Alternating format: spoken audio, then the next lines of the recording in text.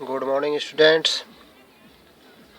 Next अवकलन गणित में जो हम चल रहे थे वक्रों का अनुरेखण, उसके हमने क्वेश्चन किए थे पिछली वीडियो में। अब नेक्स्ट आगे बढ़ते हैं। इसके एग्जाम्पल हैं कुछ इम्पोर्टेंट, कुछ एग्जाम्पल हमने करवा दिए थे। एग्जाम्पल 6 ले लेते हैं अब इसका, जो कि उदयपुर में आया हुआ है 2010 में। एग्जाम्पल देखते हैं 6 क्या कह रहा है। एग्जाम्पल 6 में कह रहा है वक्र का समीकरण दे रखा है वाई क्यूब बराबर a square x minus x cube. ठीक है, ये दे रखा है वाई क्यूब बराबर a square x minus x cube.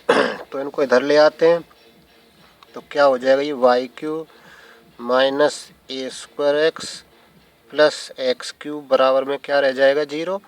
ये उधर जाएंगे, अपने चिन्ह बदल जाएंगे, माइनस का एक्स क्यूब प्लस का हो जाएगा, ये प्लस का है तो माइनस का हो गया है, और बराबर में क्या रह जाएगा, 0। अब हम क्या निकालेंगे, इसकी सममिति। फर्स्ट हमारा काम क्या है, हम इसकी क्या पहचान करें, सममिति। सममिति देखो, क्या इसमें एक्स की घात सम है, नहीं है। क्या इसमें वाई की घात सम है, नहीं है, 3 घात है। एक्स की घात सम नहीं है, 3 घात है। तो ना तो एक्स की घात सम है ना ही वाई की घात सम है, तो वो सममिति हमारी बेकार हो गई। जो हम एक्स की घात सम देखते थे और वाई की घात सम देखते थे, वो तो हम नहीं कर सकते। तो फिर क्या कर सकते हैं सममिति के हम और आगे तरीके। हम इसमें एक्स की जगह माइनस एक्स रख दें और वाई की जगह माइनस वाई रख दें तो कोई प्रभाव नहीं पड़ेगा। एक्स के स्थान पर माइनस एक्स कोमा वाई के स्थान पर माइनस वाई रखने पर वक्र कैसा है, अपरिवर्तित है। अपरिवर्तित है। इसलिए वक्र कहाँ पर, इसलिए वक्र सम्मुख चतुर्थांशों में। वक्र कहाँ पर, सम्मुख चतुर्थांश, आमने सामने। सम्मुख से तात्पर्य क्या है, आमने सामने वाले। सम्मुख चतुर्थांशों में क्या होगा, सम्मुख चतुर्थांशों में सम्मित होगा। कहाँ पर सम्मित होगा, ये सम्मुख चतुर्थांशों में सम्मित होगा। ठीक है, इसका पता हमें कैसे चला, एक्स की जगह माइनस एक्स और वाई की जगह पर माइनस वाई रखने पर वक्र अपरिवर्तित है, नो चेंज है। रख कर देख लो, माइनस वाई रखेंगे यहाँ पे तो माइनस का चिन्ह आएगा, यहाँ इसको प्लस कर देगा, यहाँ इसको माइनस कर देगा, फिर माइनस से गुणा कर देंगे पूरे समीकरण में, तो फिर से यही समीकरण आ जाएगी। ठीक है, नो चेंज है। फिर उसके बाद में क्या देखते हैं, सममिति के बाद में क्या देखते हैं, मूल बिंदु से गुजर रहा है कि नहीं गुजर रहा है। वक्र कहाँ से, मूल बिंदु से गुजर रहा है कि नहीं गुजर रहा है। फिर क्या देखेंगे, मूल बिंदु। ठीक है, मूल बिंदु देखते हैं इसका। मूल बिंदु से जा रहा है कि नहीं जा रहा है, तो मूल बिंदु देखने के लिए क्या करेंगे, एक्स की जगह 0 और वाई की जगह 0 रख कर देखेंगे। एक्स बराबर 0 कोमा वाई बराबर 0 वक्र के समीकरण में रखने पर, हम x बराबर 0 और y बराबर 0 कहाँ रख रहे हैं, वक्र के समीकरण में रख रहे हैं।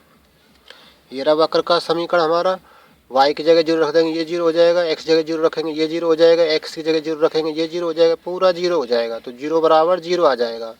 तो संतुष्ट हो रहा है। वक्र के समीकरण रखने पर वक्र का समीकरण संतुष्ट होता है। वक्र का समीकरण संतुष्ट होता है, इसलिए कहाँ पर, इसलिए मूल बिंदु से गुजरता है। इसलिए वक्र हमारा कहाँ से गुजर रहा है, मूल बिंदु से। इतना पता चल गया मूल बिंदु का। अब हम इसकी अनंत स्पर्शियाँ तय करते हैं। अनंत स्पर्शियाँ, इसकी अनंत स्पर्शियाँ निकालते हैं। अनंत स्पर्शियाँ क्या आएंगी, देखते हैं अनंत स्पर्शियाँ क्या आएंगी।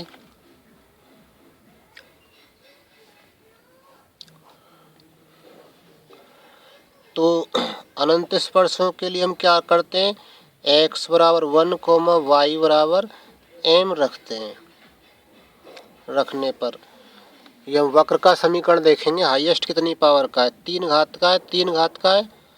तो x की जगह 1 लिखेंगे और y की जगह m लिखेंगे। तो 3 घात का, 3 घात को निरूपित करने के लिए हम क्या लिख लेते हैं, 5 और m का फलन क्या आएगा, m क्यूब और +1 बराबर 0। इसका मतलब क्या हो जाएगा, इसके हम थोड़े गुणनखंड कर लें तो ये इसे लिखा जा सकता है m क्यूब +1 क्यूब बराबर 0।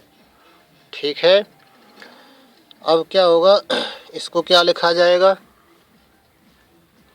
m क्यूब +1 को m+1 और m² +1 माइनस m बराबर 0।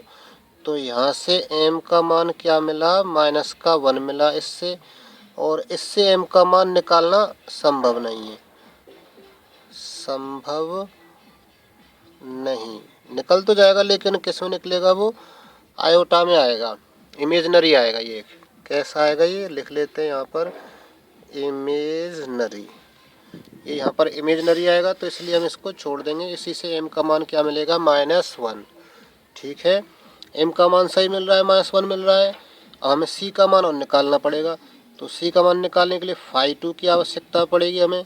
phi 2 का मतलब क्या है, 2 घात का फलन। 2 घात देखो इसमें, y की घात 3 है, यहाँ 1 है, यहाँ 3 है, तो 2 घात तो इसमें कहीं है नहीं, एक ही नहीं देखते, कांस्टेंट की नहीं देखेंगे, केवल x और y की घात देखेंगे।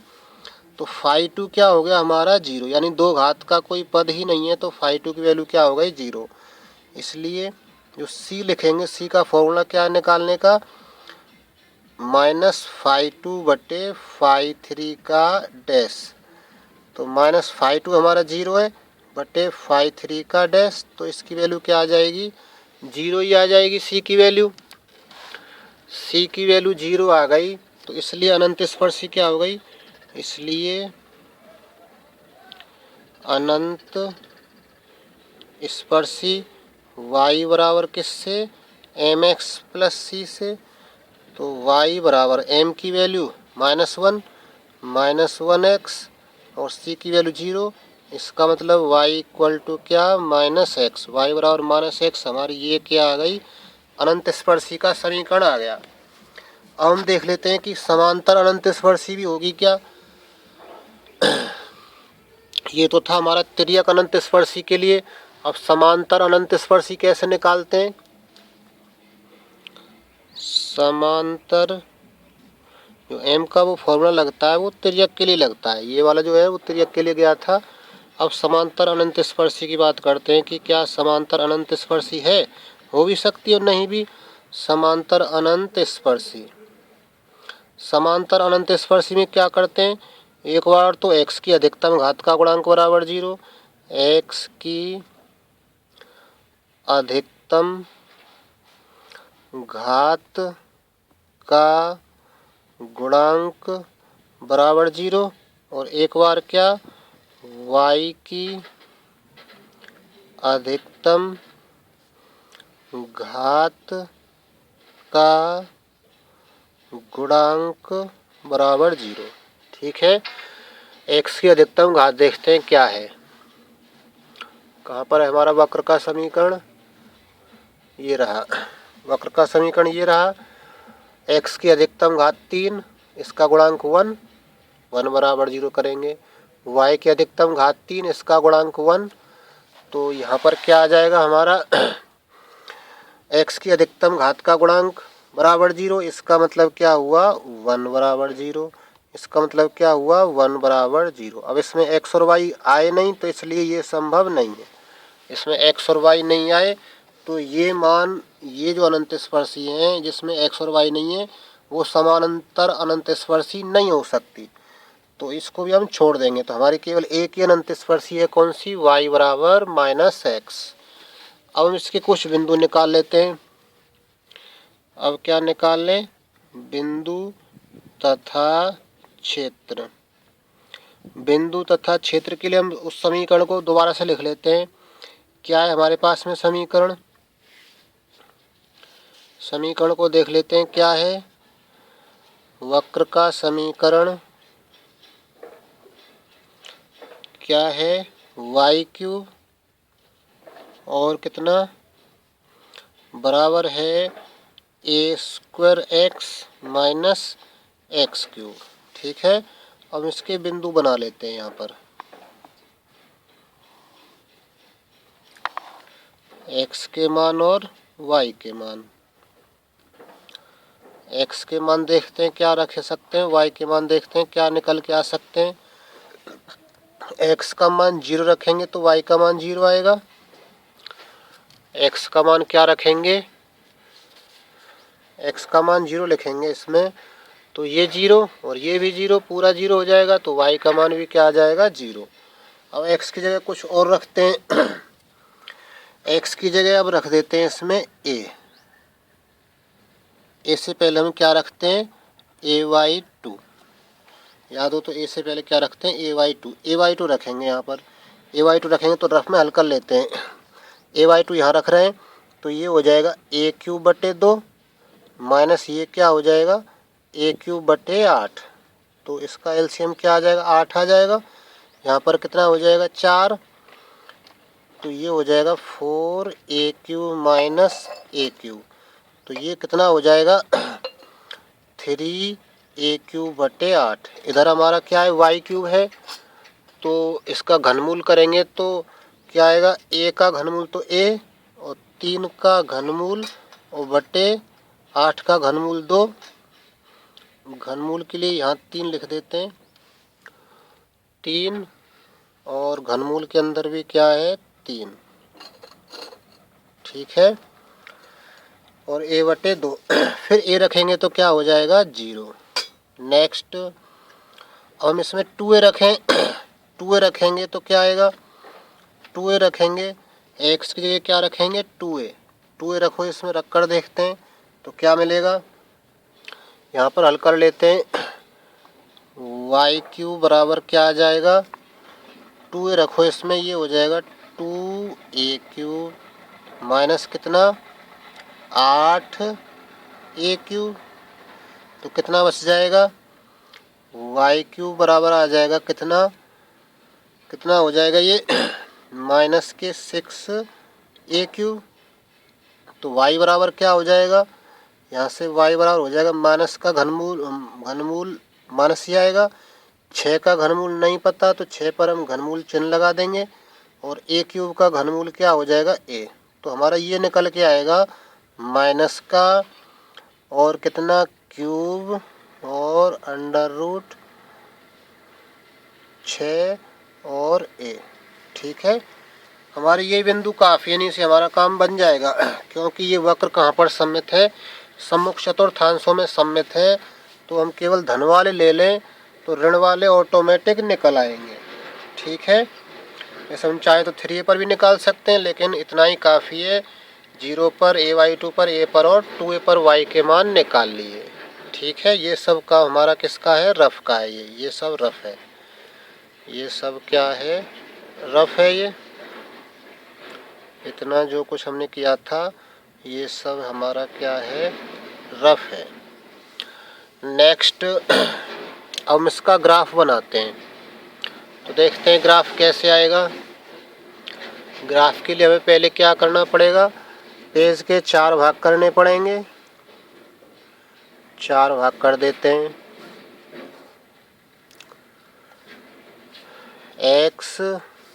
एक्स डैश, वाई और वाई डैश। ठीक है, 4 भाग कर दिए इसके। अब इसको हम बांट लेते हैं। a, 2a, 3a, ऐसे इधर बांट लें। a, 2a, 3a। इधर को क्या आएगा? माइनस का a, माइनस के 2a, माइनस का 3a। ऐसे यहाँ पर क्या आएगा? माइनस का a, माइनस के 2a, और भी आएंगे बहुत सारे। इतना ही काफ़ी, इतने से हमारा काम हो जाएगा। अब पहले तो इसमें अनंत स्पर्शी खींच लेते हैं। अनंत स्पर्शी क्या थी हमारी, y बराबर माइनस एक्स। तो y बराबर एक्स तो ऐसे जाती है, y बराबर एक्स तो ऐसे जाती है, y बराबर माइनस एक्स ऐसे जाती है। तो हमारी जो अनंत स्पर्शी है वो किस टाइप से है, y बराबर माइनस एक्स है, वो इस टाइप से है। इसको लिख लेते हैं, ये कौन सी अनंत स्पर्शी हमारी, y बराबर माइनस एक्स। ठीक है, ये अनंत स्पर्शी हमने यहाँ निकाली थी, y बराबर माइनस एक्स निकाली थी अनंत स्पर्शी, उसको हमने यहाँ बना दिया। ठीक है, इसको यदि चाहें तो और थोड़ा ऊपर तक ले जाएं। ये हमारी क्या आ गई, y बराबर माइनस एक्स अनंत स्पर्शी प्राप्त हो गई। अब बिंदु लिखते हैं। तो बिंदु देखो, पहला बिंदु क्या है हमारा, पहला बिंदु है 0,0। तो 0,0 कहाँ आएगा, यहाँ पर आ जाएगा मूल बिंदु पर 0 0। ठीक है, उसके बाद में क्या बिंदु है, उसके बाद में बिंदु है a/2। x पर a/2 चलना है और y पर क्या चलना है, a यानी बहुत कम है ये मान, y पर कितना चलना है, a से कम है 3 का घनमूल और उसमें भी 2 का भाग। तो ये a से कम है, a से कम कितना भी ले सकते हैं y अक्ष पर। x अक्ष पर कितना चलना है, a/2 a/2। तो देखते हैं x अक्ष पर कितना चलना है, a/2 यहाँ हो गया, और y अक्ष पर क्या है, y अक्ष पर इस a से थोड़ी सी कम है। तो a से थोड़ा कम है तो करीब यहाँ ले लें, ये बिंदु हमारा कौन सा आ जाएगा, a/2 घनमूल 3/2a। ठीक है, ये बिंदु हमारा ये आ गया। फिर कौन सा बिंदु है, नेक्स्ट देखते हैं बिंदु। फिर हमारा बिंदु a0 है, यानी x पर a चलना है और y पर चलना ही नहीं है। 0 का मतलब क्या है, y पर कुछ नहीं चलना है, x पर a है बस। तो x पर a देखते हैं, तो कहाँ जाएगा बताओ, ये यहाँ पर आ जाएगा x अक्ष पर, ये रहा x अक्ष, यहाँ आ जाएगा बिंदु। एक बिंदु ये हो गया, एक बिंदु ये हो गया, एक बिंदु ये हो गया। फिर और देखते हैं बिंदु क्या है, फिर 2a पर ऋणात्मक है y का मान। y का मान कैसा है, ऋणात्मक। ऋणात्मक है तो नीचे की ओर चलेंगे y अक्ष पर। तो ये भी a से कम है, a से क्या है, कम है। 6 का घनमूल क्या आएगा, 1 से कम आएगा। 6 का घनमूल 1 से कम आएगा। तो 1 से कम होने का मतलब क्या है, a से कम। a से कम है, y अक्ष पर a से कम चलना है और x अक्ष पर 2a चलना है। x अक्ष पर 2a देखो कहाँ पर है, x अक्ष पर 2a ये रहा, और y अक्ष पर ऋणात्मक दिशा में a से कम करीब यहाँ ले लो, ये a रहा माइनस a, माइनस की तरफ चलना नीचे की ओर। a से कम करीब यहाँ ले लें, इसके सामने इधर चलें और 2a के नीचे आए इधर, तो ये बिंदु करीब यहाँ हो जाएगा। ठीक है, तो इन बिंदुओं को मिलाते हुए ग्राफ खींच रहे हैं। तो हमारा ग्राफ कैसा होगा, इस टाइप से यूँ जा रहा है, फिर यूँ जा रहा है, और फिर यहाँ पर फिर इसको अनंत स्पर्शी मिलती है। अनंत स्पर्शी के सारे कहाँ पर चला जाएगा, ये अनंत की ओर। ठीक है, तो जैसा यहाँ पर है वैसा ही ग्राफ इधर बनेगा। इधर कैसा आएगा, सम्मुख चतुर्थांशों में ये है, तो इसके सामने ये वाला हो गया, तो हमारा ग्राफ यहाँ पर ऐसा होगा। और फिर इसकी ओर चलकर अनंत स्पर्शी के सारे कहाँ पर जाएगा, अनंत की ओर। तो ये हमारा क्या बन जाएगा, अभीष्ट आंसर हो जाएगा, जो कि हमारा वक्र का जो समीकरण दे रखा था उसका ग्राफ हो गया इस टाइप का यो। फिर अनंत स्पर्शी आती है, इसको अनंत स्पर्शी के सारे अनंत की ओर चला जाएगा। फिर यहाँ से आएगा यो, जैसा इधर है वैसा ही सेम ऐसा इधर होगा, जैसा इधर है वैसा ही इधर होगा, इसके सामने वाले में अनंत की ओर चलता चला जाएगा। ठीक है, तो ये हमारा क्या हो जाएगा, अभीष्ट आंसर।